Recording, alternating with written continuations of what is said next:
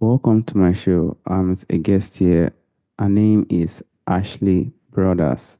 Mrs. Ashley, how are you doing, ma'am? I am great, thank you. How are you? I'm fine. Thank you very much, Mrs. Ashley. Firstly, you are an international life coach. You're also a practitioner and a teacher. Can you please, ma'am, discuss more about yourself and how you're doing currently now, ma'am? Yes. So, as you said, I'm an international life coach. I'm also a practitioner and teacher of energy medicine and ancient indigenous techniques, which people refer to as shamanism. And that is where people of different cultures believe that there is consciousness within everything in existence. And so these individuals will go into alternate states of consciousness, not necessarily through psychedelics or anything like that, although that's possible. But they learn to change their brainwave frequencies to things like alpha theta through dancing, drumming, singing, rituals, that sort of thing, to gain access to their ancestors, their spirit guides, the gods and goddesses and deities for information, power, protection, and healing. So I go into these altered states for healing or information for my clients, or I also will teach them how to do that as well. Wow, that's very, very lovely. This is what people want. And do you also have book you've written, and do you also have, are you planning on writing book in the coming future, ma'am? No, actually, not right now. No books right now. All right, ma'am. Thank you so much, Mrs. Ashley. And firstly, I would like to ask, what do you think it means to connect with one higher self and spirit guides, ma'am? So we all have a version of ourselves that is not limited to our earthly experiences and our reactions to them. Because oftentimes we get programmed at a very young age. That could be by our parents, by school, our peers, society, to believe or act a certain way. And oftentimes that is, it could be informed by trauma. And so people may have learned helplessness. They may have certain habits or behaviors that are based on their trauma. But there's a version of ourselves that doesn't isn't traumatized at all. There's a part of us that has this divine intelligence that can do anything. And it's only because of our programming that we feel that we can't do these things, that we don't have gifts of healing or insight, things like that. And so this higher self version of us, this divine intelligence, when we go again into these alternate states of consciousness like alpha theta or meditative states, this version of us can give us advice about what our true core problems are that are holding us back in life, what the solutions are. And in some cases, it can almost perform miracles, such as there's a version of ourself that isn't ill, and that is something that I had to tap into for myself when I was dying. I had to tap into a version of myself that had a totally different life. Otherwise, if I was just focused on the version of me that was sick, it would have ended in my death. But because there was a version of me that was well, I was able to tap into and follow the advice, partially of that version of myself and partially of the spirit guides. Now, spirit guides themselves can come from all sorts of different places. A lot of traditions, especially like in Northern Asia, they will only talk to their ancestors because they have this sort of a stranger danger fear where Mm. there are, just like there's human beings on this planet that are very opportunistic and have their own agendas and want to lead you astray for some reason. The spirit world is the same. You can have beings that are kind and loving, but not very helpful. You can have those that are cruel and mean and want to lead you astray, or those that are just suffering beings that get attached to us for some reason. So a spirit guide is typically a transcended being that has more wisdom, knowledge, healing capabilities, and that is truly benevolent, loving. It wants to be as assistance to you and other people, and it will not allow you to use it for harm versus a lower vibrational spirit or being that may be willing to make a deal with you. It may be willing to like make a deal with you to make you wealthy or get the love of your life, but at a cost, either to you or to somebody else. So a spirit guide is going to be more of a transcended being that will never allow itself to be used to harm you or anyone else. Mm, thank you so much, Mrs. Ashley. And what tools or technique, such as meditation, l- journaling, or even rituals, are most effective for communicating with the spirit? So anything that's going to make you feel relaxed to begin with, not so relaxed that you're going to fall asleep. Like a lot of times people try to meditate laying down Okay. or contact their guides. That's going to put them probably more into the delta brainwave frequencies. It's going to make them fall asleep. But alpha theta is slower than your normal day-to-day high beta brainwave frequency. So a lot of times people will close their eyes while sitting up, and they may do heart focused breathing, or they may listen to some sort of meditative music that has no words, because words will make them have particular thoughts, either thoughts about an ex, thoughts about what they want, just words in general start to provoke thoughts.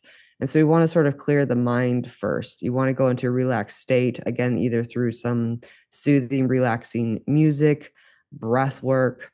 Some people in traditionally would use monotonous beat of a drum or rattles or even dancing. They would just allow themselves to go into more of an ecstatic, relaxed dance state that again will put their brain into alpha theta. And then once they're there, they'll set the intention to meet their fully transcended spirit guide or spirit teacher to ask a question. They can also do the same thing by setting the intention of asking their higher self.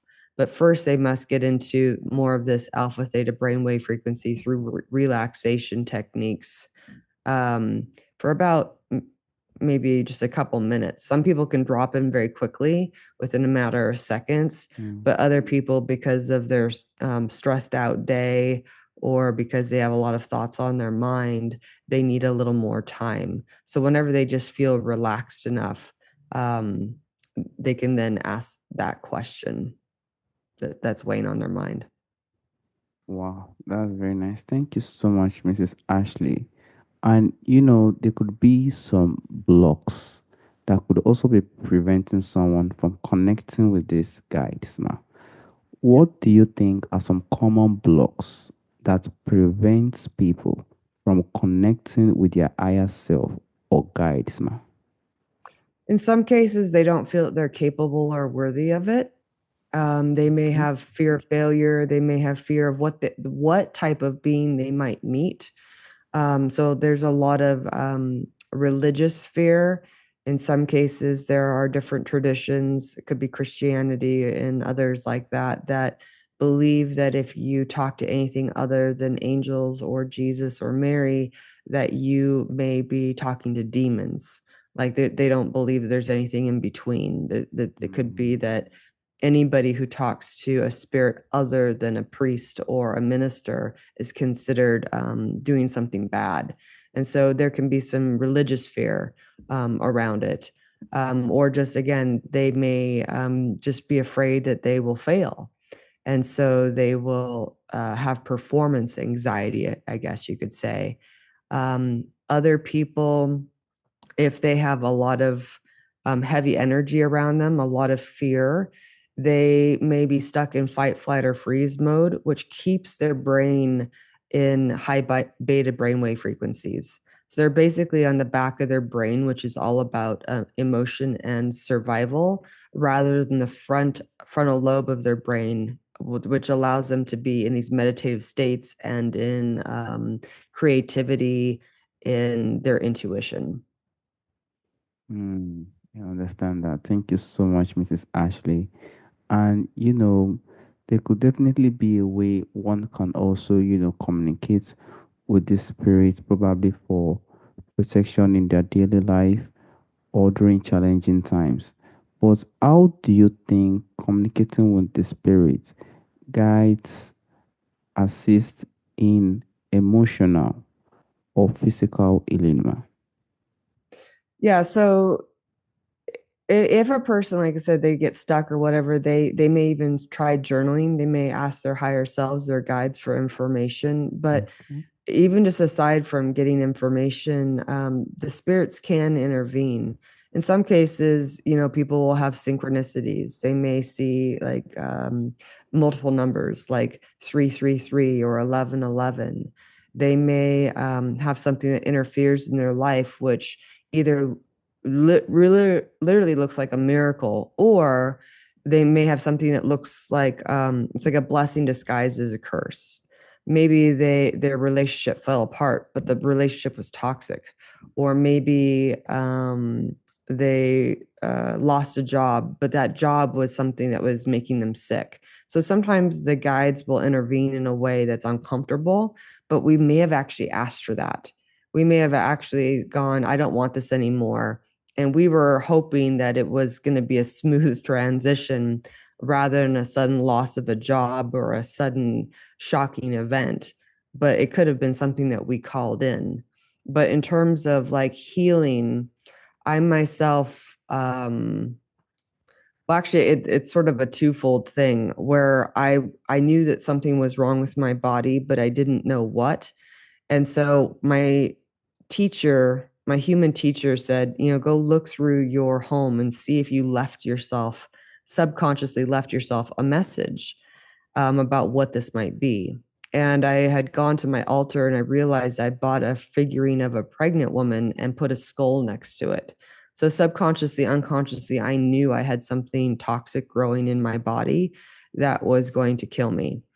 And while I was going through this illness process, I had also Mm, started my training in shamanic healing.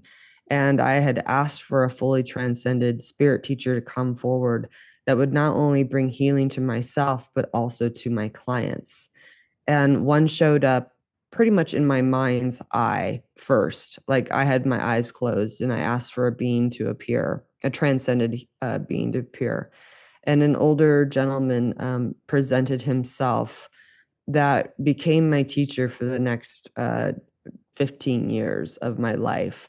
And he taught me how to turn off a terminal disease, seizures, and strokes by changes of my diet.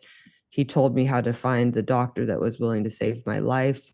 He told me things that no human could ever know or teach me. And it wasn't um, super automatic. I had to build that relationship with him just like I had to build it with any human by talking to him, asking him a series of questions every single day. Sometimes up to 8 hours a day, I would spend talking to this being that helped me turn off this disease that I had had in my body. And so, just like any other person, like I said, people need to build a relationship with their spirit guides because they may only show up as colors or an image first, or they may only get a couple words or a sentence. And the more they build that mental muscle, that mental communication, the stronger it becomes, the more information they get, the more healing abilities they will have. Um, my guides often will remove intrusive energies that are stuck to people, and people will describe the being that shows up. They all describe him the same way. They all see him the same way. Um, but they can feel when he removes something from them or gives something back to them that they may have lost as a result of trauma.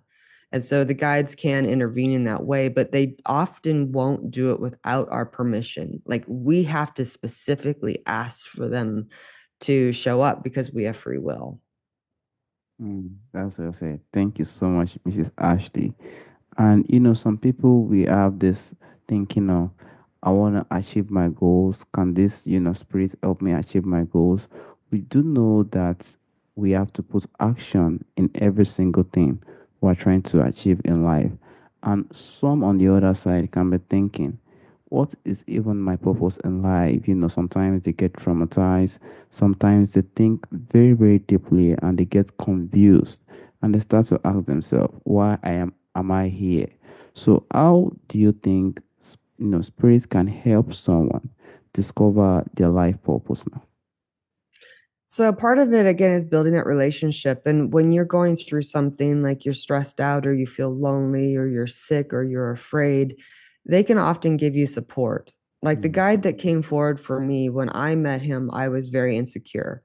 I didn't want to do any type of public speaking. In fact, I had a history of freezing in public and I would just start crying. I was again painfully insecure, made a lot of excuses, and he had a lot of tough love for me. One of the first things he said to me was that I needed to get over the selfishness of my self consciousness because I was only willing to help or be of service to people that were of zero challenge.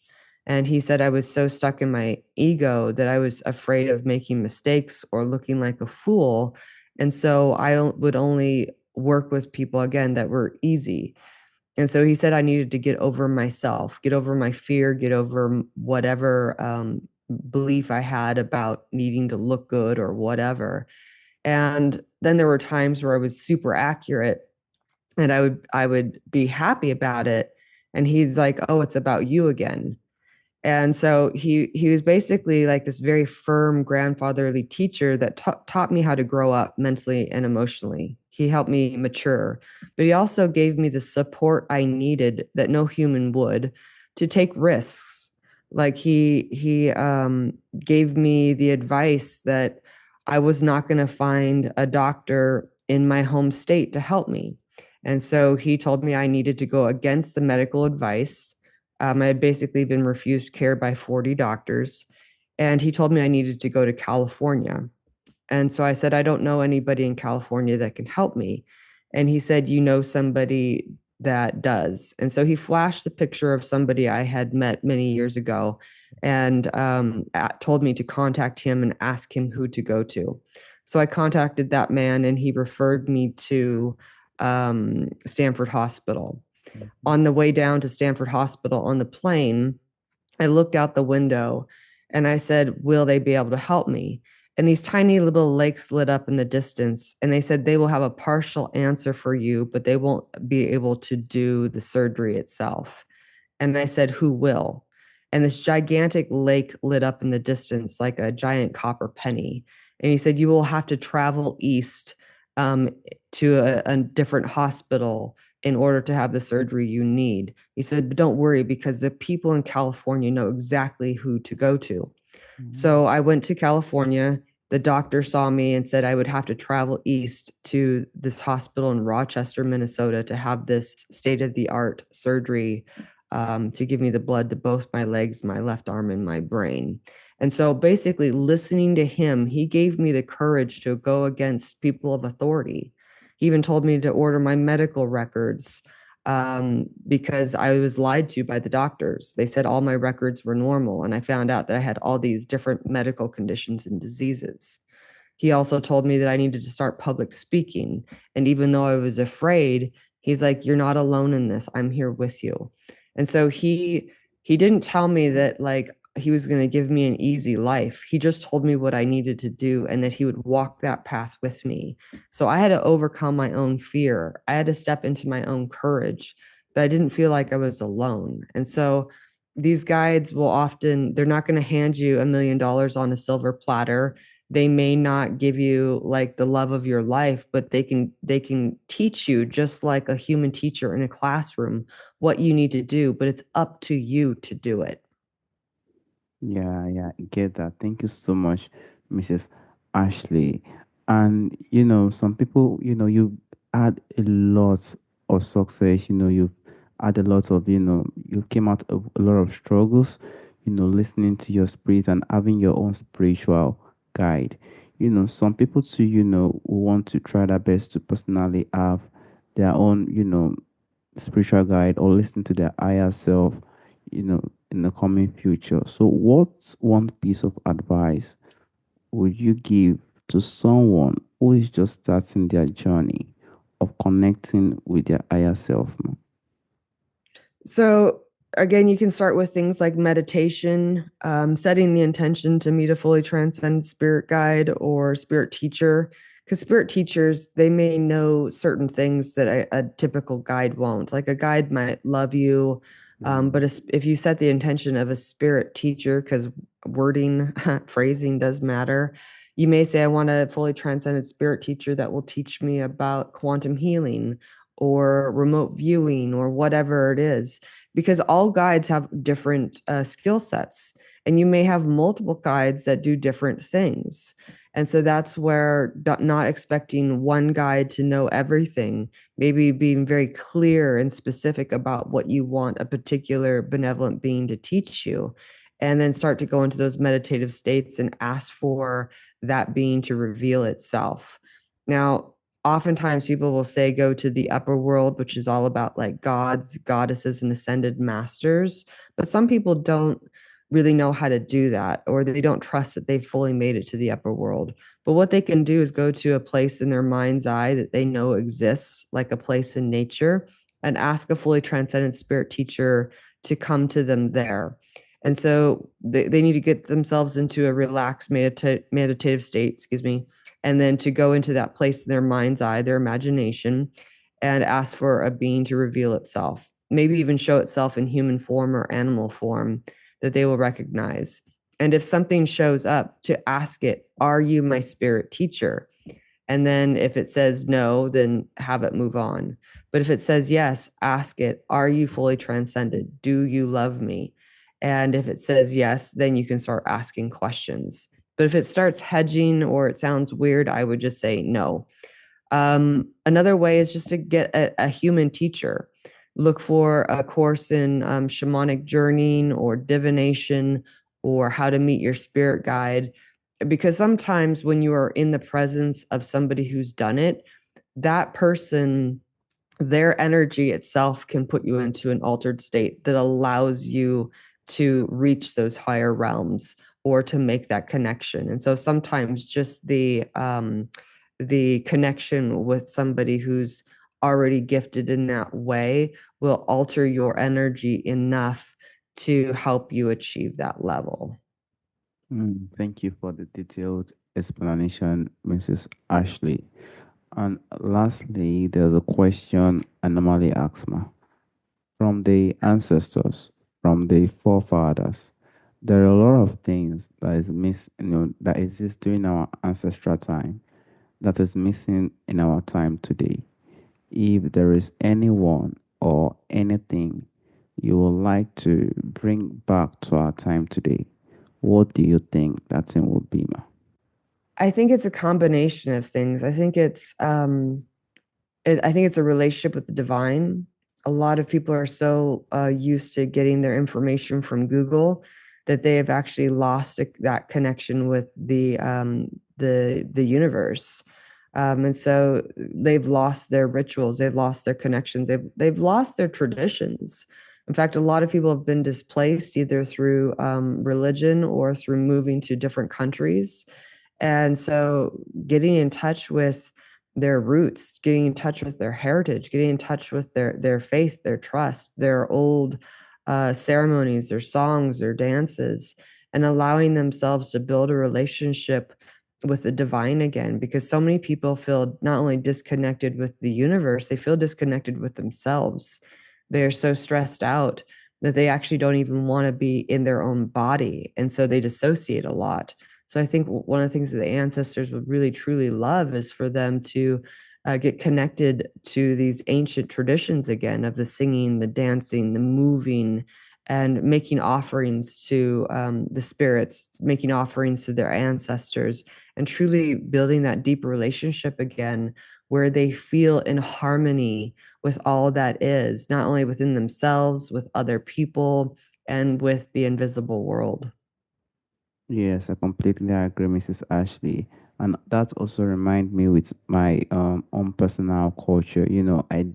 do not normally know my, traditional cultures and stuff like that. But they do a lot of movies that relate to my culture. And when I watch those culture, I watch the way they communicate with their instincts, communicate, do a lot of things during that time. It makes me really amazed. And sometimes someone will wonder, like, does this thing really exist during that time? Because the time that we are today, a lot of things make someone not even believe some of it, but it did happen during that time. I want to sincerely thank you, Mrs. Ashley, for the time, for speaking about how someone can communicate with his or spiritual guides, and even get the necessary information which he or she needed. Thank you so much, Mrs. Ashley. Oh, it's been my pleasure. Thank you. All right, man. Bye bye. Bye bye.